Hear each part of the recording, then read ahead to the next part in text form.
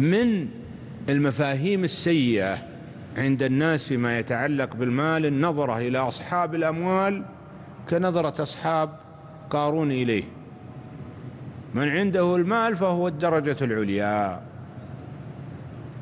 إن خطب زوج،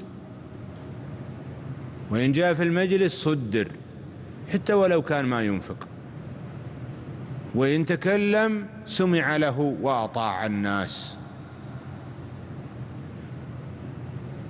يقول رب العزة والجلال: ولا تطع كل حلاف مهين، إلى أن قال: أن كان ذا مال وبنين، يعني من أجل أن عنده أموال وأبناء تطيعه.